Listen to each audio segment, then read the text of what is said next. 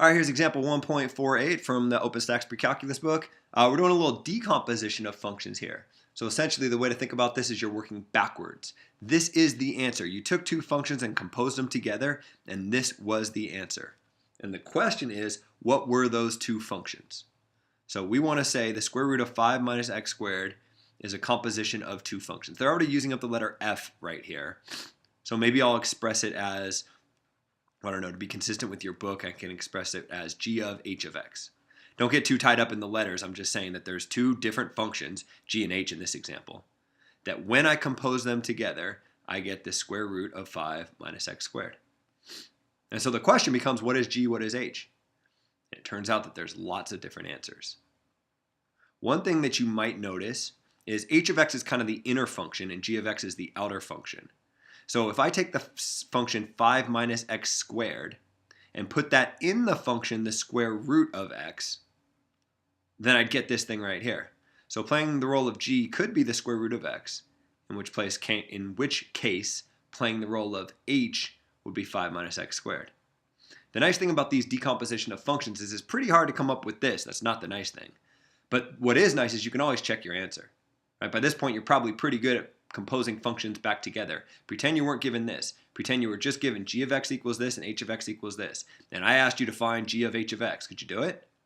Sure, you could do it. Just start from the inside, work your way out. Replace h of x with what we think it's equal to. And then figure out g of that thing and see if this is what you get. You will. So this is one possible decomposition of this function. It turns out there's lots of other answers. I'm going to write a couple others. Another thing that I could have done is I could say that the outer function is the square root of, instead of just the square root of x, why not the square root of 5 minus x? Well, then the inner function would have to be a little bit different. Instead of being 5 minus x squared, I've kind of already taken care of the 5 right here. The inner function would just be x squared. It's another possibility. Another possibility, let's see, I guess I could make g of x equal to the square root of 5 plus x. Like 5 plus x, that's not right. It's supposed to be 5 minus x squared. Don't worry, I got it. H of x is equal to negative x squared. Note, this is not negative x being squared. It's the negative of x squared. Pose those back together, you'll get exactly what you need. You want more answers? I'll give you more answers. This is kind of the trivial decomposition, but I like to point it out because I think students like to torture their teachers with it. If the teacher asks you this question and doesn't specify that you can't have a trivial decomposition, then just make one of the functions the answer and make the other one h of x equals x. Compose those together, you'll just get this right here. You could even do it in the other order. You could say g of x is equal to x and h of x is equal to the square root of 5 minus x squared. And if you really think you're good at this and just want to completely mess with the teacher, what you can do is you can say g of x equals, well, let's see, I want it to end up being the square root of 5 minus x squared. So let's start out with the square root of 5 minus x squared on the inside.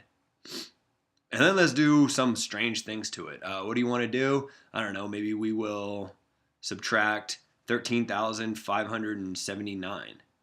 Well, if you want to undo this to be left with just this function would have to be x plus 13,579. You could probably get a lot more clever in terms of what you do. Maybe I'll do one more and then I'll call this good. And this is just me amusing myself. G of x could be x to the 107th power. Wait, if that were that, what would h of x have been? Well, let's see. I want to end up with the square root of 5 minus x squared, but then let's take the 107th root of that.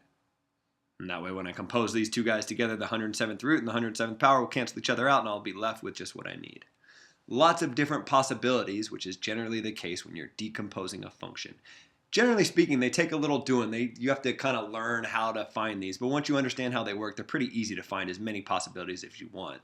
I don't know that you need to find all these strange ones. I think what your book had in mind, actually I know what your book had in mind because it's written right here, was this decomposition or this decomposition, which are really the only two that will be useful to you in like a calculus class. But I don't know, it's kind of fun to come up with. I should stop saying things are fun. I'll quit this video.